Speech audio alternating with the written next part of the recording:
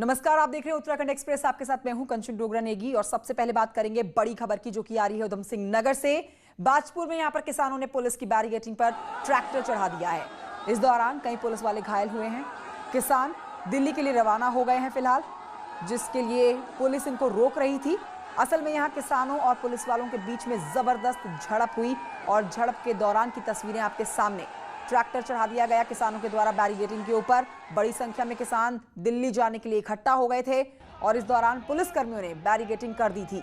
किसानों को रोकने की कोशिश की गई, जिसके बाद बड़ी संख्या में पहुंचे हुए किसानों और पुलिस वालों के बीच में धक्का मुक्की हो जाती है। पुलिस वाले किसानों को रोकते हैं। इस दौरान बैरिकेडिंग लगाकर किसानों को रोकने की जब पुलिस वालों ने कोशिश की तो किसानों ने ट्रैक्टर ही चढ़ा दिया बैरिकेडिंग के ऊपर। ट्रैक्टर पर सवार किसान आप देख सकते हैं, जो पुलिस के रोके रुके नहीं। बेहद एक्सक्लूसिव तस्वीरें आपके टेलीविजन स्क्रीन पर। पुलिस कर्मियों के रोकने के बावजूद बैरिकेडिंग पर ट्रैक्टर चढ़ा दिया गया। हालांकि इस दौरान कई पुलिस वाले बाल बाल बच गए हैं, लेकिन कई पुलिसकर्मी घायल भी हुए हैं। ऐसी खबरें छनकर सामने आ रही हैं। इस हंगामे में कुछ तोड़फोड़ भी हुई है, लेकिन पुलिस बैरिकेडिंग को तोड़कर दिल्ली के लिए रवाना हो गए किसान। और इसके आधार पर जो है इसमें कि हमारे 2-3 कर्मचारियों को बिल्कुल समझ लीजिए कि जो है मारते मारते वो आगे निकले हैं। तो इसको हम इसमें फायर करेंगे, दर्ज करेंगे, आवाज़ दर्ज करेंगे और हमारे पास सारी विजुअल्स भी हैं। वहीं आपको बताएं कि उधम सिंह नगर के काशीपुर में भी किसान कृषि कानूनों के खिलाफ चल रहे किसान आंदोलन के समर्थन में दिल्ली जा रहे थे। इसकी सूचना जैसे ही पुलिस को लगी तो पुलिस ने किसानों को आलू फार्म के पास रोक लिया। जमकर किसानों और पुलिस के बीच में धक्का मुक्की हुई। तस्वीरें आप देख रहे हैं। किसान बाजपुर रोड में धरने पर बैठ गए। यहां भी काफी देर तक हंगामा चलता रहा। अगली खबर कोटद्वार से है। पुलिसकर्मी से मारपीट का वीडियो इन दिनों खूब वायरल हो रहा है। यहां से कबाड़ व्यापारी के लड़के ने पुलिसकर्मी से सिर्फ इसलिए गाली गलौज की, मारपीट की, क्योंकि पुलिसकर्मी ने उसके ट्रक को ट्रैफिक प्लान के हिसाब से दूसरे रूट में जाने को कहा। पुलिसकर्मी से मारपीट के बावजूद पहले तो पुलिस ने नेताओं के दबाव के मामले को दबाने का प्रयास करती रही, लेकिन वीडियो वायरल होने के बाद अधिकारियों ने आरोप के खिलाफ और लगे हुए आरोपी के खिलाफ मुकदमा दर्ज करा दिया है। पीड़ित पुलिसकर्मी ने कार्रवाई ना होने पर नौकरी छोड़ने तक की बात कह दी है।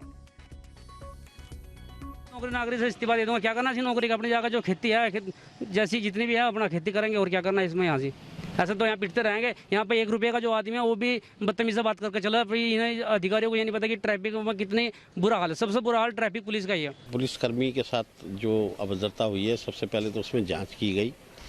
तथ्यात्मक जाँच के बाद उसमें अभियोग दर्ज किया गया और शीघ्र ही उसमें जो है कार्रवाई होने जा रही है। तो पुलिस काम करे तो दिक्कत, ना काम करे तो दिक्कत। अगली खबर श्रीनगर गढ़वाल से है। ये आपको बता रहे हैं बद्रीनाथ हाईवे पर श्रीकोट के पास में उस समय अफरा तफरी मच जाती है जब अचानक से एक कार में आग लग जाती है और देखते ही देखते कार आग के गोले में तब्दील हो जाती है। गनीमत यहाँ पर ये रही है कि समय रहते ड्राइवर कार से बाहर निकल जाता है। पुलिस ने आनंद फानंद में हाईवे पर दोनों तरफ से ट्रैफिक को रोक दिया। सूचना पर पहुंची फायर ब्रिगेड ने आग पर काबू भी पा लिया। उसी दौरान की तस्वीरें आप देख रहे हैं, बेहद एक्सक्लूसिव तस्वीरें। आग का गोला बनी हुई कार को पानी की बौछारों से बुझाया गया। अब आपको बताएं, पूर्व प्रधानमंत्री अटल बिहारी वाजपेयी के जन्म दिवस पर आज बीजेपी सुशासन दिवस के रूप में प्रदेश में सुशासन दिवस मना रही है। सीएम ने वर्चुअली संबोधित किया है जन को और इस दौरान उन्होंने कहा है कि जो भी लोग किसानों का भला नहीं चाहते वो भेष बदलकर किसानों का बुरा कर रहे हैं। सीएम ये भी कहते हैं कि कभी किसानों तक पूरा पैसा नहीं पहुंचता था, आज मोदी सरकार सीधे किसानों के खाते में पैसा पहुंचा रही है। त्रिवेंद्र सिंह रावत ने बताया कि सरकार किसानों की हितैषी है, लगातार किसानों की मदद कर रही है। उन्होंने कहा कि राज्य सरकार किसानों को 3 लाख तक का लोन बिना ब्याज दे रही है। साथ ही गन्ना किसानों का पूरा बकाया भुगतान कर दिया गया है। इसके साथ सरकार फसलों को नुकसान से बचाने के लिए भी बीमा कर रही है, बीमा योजना चला रही है। उत्तराखंड में 2 लाख से ज्यादा किसानों के इसका बीमा कराया गया है। सरकार ने किसानों को क्षतिपूर्ति के रूप में 282 करोड़ से ज्यादा का भुगतान भी किया है। सीएम ने बताया कि प्रदेश में रूरल ग्रोथ सेंटर बनाए जा रहे हैं और प्रदेश की 670 न्याय पंचायतों में ये बनाया जाना है, जिससे किसान और सशक्त हो सके। नरेंद्र भाई मोदी जी ने आज कानों कान किसी को खबर भी नहीं लगती और सीधा सीधा पैसा आज हमारे चाहे किसान हो, हमारे मजदूर हो, भाई बहन हो, या जो तमाम अन्य कल्याणकारी योजनाएं सरकार की चलती हैं, सीधा उनके अकाउंट में आज पैसा जाता है। यानी कि 100 रुपया दिल्ली से चलता है और 100 रुपया गांव तक उसके अकाउंट में पहुंचता है। ऐसा काम हमारे प्रधानमंत्री जी ने किया है। वहीं आपको बताएं कि आज उत्तराखंड के लिए एक और बड़ा दिन है। हेल्थ सेक्टर में सबसे बड़ी स्कीम अटल आयुष्मान योजना को 25 दिसंबर यानी कि आज ही के दिन पूरे 2 साल हो गए हैं, जिसमें 2.25 लाख मरीजों को फ्री में अब तक इलाज मिल चुका है और 233 करोड़ रुपए इस पर अब तक खर्च हो चुके हैं। सरकार का टारगेट राज्य के हर नागरिक का गोल्डन कार्ड बनाने का है। पूर्व प्रधानमंत्री अटल बिहारी वाजपेयी की जयंती को सुशासन दिवस के तौर पर मनाया जाता है और 2 साल पहले त्रिवेंद्र सरकार ने सबसे बड़ी फ्री हेल्थ इंश्योरेंस स्कीम इसी मौके पर शुरू की थी। 25 दिसंबर 2018 को शुरू हुई अटल आयुष्मान योजना में हर परिवार को 5 लाख का मुफ्त इलाज मिलता है। बीते 2 साल में 2,25,000 लोगों के इलाज पर करीब 230 करोड़ रुपए खर्च हो चुके हैं। पूरे राज्य में 40 लाख लोगों और 1.5 लाख कर्मचारियों के गोल्डन कार्ड बन चुके हैं। एक स्कीम में जो अब शेष हमारे नागरिक हैं उनके कार्ड बनाने की हम लोग, जैसे अभी कर्मचारियों का अभियान चला रहे हैं, उसके बाद अगला अभियान हम लोग चलाएंगे जो लोग इससे आच्छादित हैं और जिन्होंने कार्ड नहीं बनवाए हैं उनको आच्छादित करने का। दूसरा, अभी बहुत सारे चिकित्सालय हैं जो इस स्कीम से बाहर हैं, उनको स्कीम के अंदर लाने का हम लोग पूरा प्रयास करेंगे। अटल आयुष्मान योजना के 2 साल पूरे होने पर मुख्यमंत्री को योजना की समीक्षा करनी थी, पर मुख्यमंत्री फिलहाल आइसोलेशन में है। वहीं अब तैयारी राज्य के हर निवासी का गोल्डन कार्ड बनाने की है ताकि हर किसी को स्कीम का फायदा मिल सके। सीएम का कहना है कि पूर्व पीएम अटल बिहारी वाजपेयी ने सुशासन की बात कही और वही सरकार का मकसद है। कोई योजना संचालित करते हैं, नई योजना संचालित करते हैं, तो हम उसकी समीक्षा भी करते हैं कि आखिर वो योजना कितनी परिणामकारी हुई है, उससे आउटकम क्या निकला है। तो ये 25 दिसंबर को हम इन सारे विषयों पर भी हम लोग चिंतन करेंगे और अगर कोई कमियां रह गई हैं तो उनको दूर करने का प्रयास करेंगे। उत्तराखंड में हेल्थ सेक्टर में सुधार सबसे बड़ी चुनौती है। ऐसे में सरकार की तैयारी स्कीम से ज्यादा लोगों और अस्पतालों को जोड़ने की है ताकि हर किसी को मुफ्त और सुरक्षित इलाज की सुविधा मिल सके। दीपांकर भट्ट, न्यूज़ 18 देहरादून। तो आज सुशासन दिवस के दिन कई कार्यक्रम प्रदेश में रखे गए, जिसमें राज्यपाल बेबी रानी मौर्य भी सुशासन दिवस पर कार्यक्रम में शामिल हुई। राज्यपाल ने झाझरा गांव का दौरा किया है। वहां पर गरीब बच्चों और उनके परिजनों को गर्म कपड़े और कंबल बांटे हैं। देहरादून की अन्य बस्तियों में करीब 500 कंबल बांटे गए हैं। आपको हम तस्वीरें दिखा रहे हैं, साथ ही बता रहे हैं कि राज्यपाल ने झाझरा गांव को गोद लिया हुआ है। अटल जी की जयंती पर उन्होंने झाझरा गांव को चुना था। तो पूर्व प्रधानमंत्री अटल बिहारी वाजपेयी के जन्मदिन पर सुशासन दिवस के रूप में आज उत्तराखंड में जश्न मनाया जा रहा है।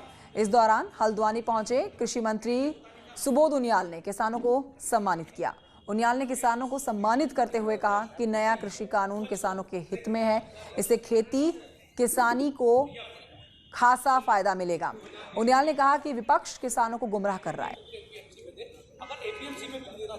143 किसान यूनियन इस देश में है, जिसमें मात्र 43 किसान यूनियन ही इस बिल का, इस कानूनों का विरोध कर रही है। कानून पूरी तरह से किसानों के हित में और किसानों को मजबूती के साथ संरक्षण देने का काम कर रहे हैं।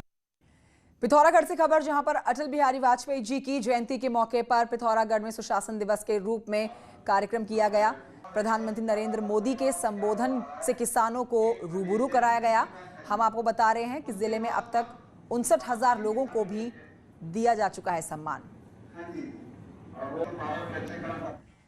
बीजेपी प्रदेश अध्यक्ष बंशीधर भगत अपने 120 दिन के दौरे के दूसरे दिन शुक्रवार को राजपुर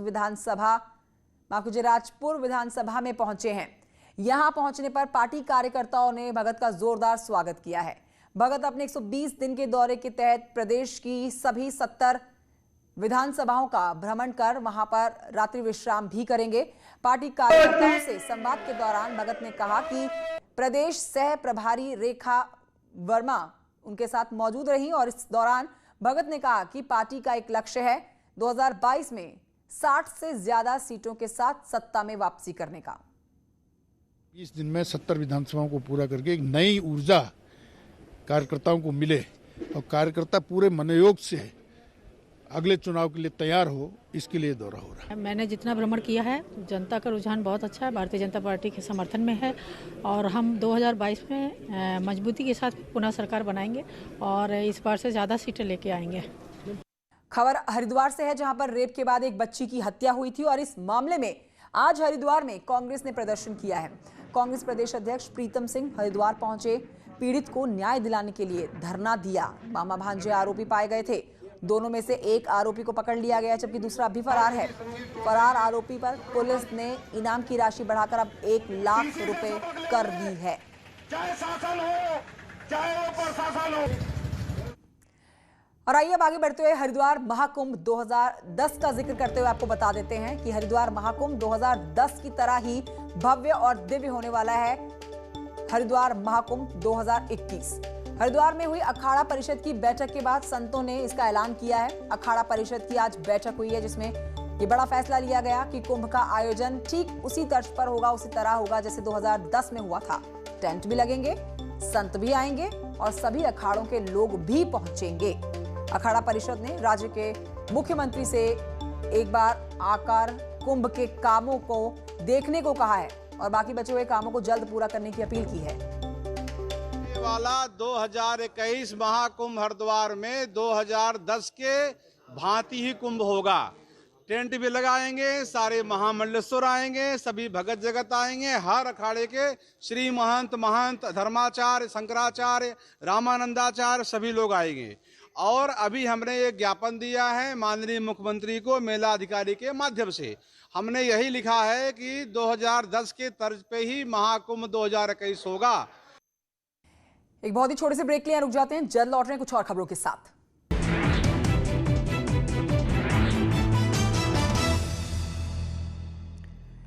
ब्रेक के बाद आपका स्वागत है। आप देख रहे हैं उत्तराखंड एक्सप्रेस और अब आपको बताते हैं कोरोना की अपडेट। आपको बता दें कि आज राज्य में कोविड के 468 नए केस सामने आए हैं, जबकि पिछले 24 घंटे में कोरोना से 5 लोगों की जान जा चुकी है। राज्य में कोविड के कुल केसेस 88,000 के पार पहुंच चुके हैं। वहीं अब एक्टिव मामले 5500 हैं। आज की बात करें तो सबसे ज्यादा मामले जो आए हैं वो देहरादून से 160 मामले, 468 में 160 देहरादून से, नैनीताल से 110 मामले, पिथौरागढ़ में 52 केसेस सामने आए। कोविड टाइगर रिजर्व से होकर गुजरने वाले कोटद्वार, कालागढ़, रामनगर वन मार्ग पर आखिरकार बसों का संचालन अब शुरू हो चुका है। वन मंत्री हरक सिंह रावत ने आज GMOU की बस को हरी झंडी दिखाकर रामनगर के लिए रवाना किया। हाईकोर्ट के निर्देश के बाद इस मार्ग को अगस्त 2018 से बंद कर दिया गया था, लेकिन हाईकोर्ट के आदेश पर सुप्रीम कोर्ट की ओर से स्टे लगा दिया गया था। ऐसे में अब आपको बताएं कि इस मार्ग को बसों के संचालन के लिए खोला जा रहा है। वन मंत्री हरक सिंह रावत का कहना है कि कालागढ़ और रामनगर जाने वाले यात्रियों को आसानी होगी।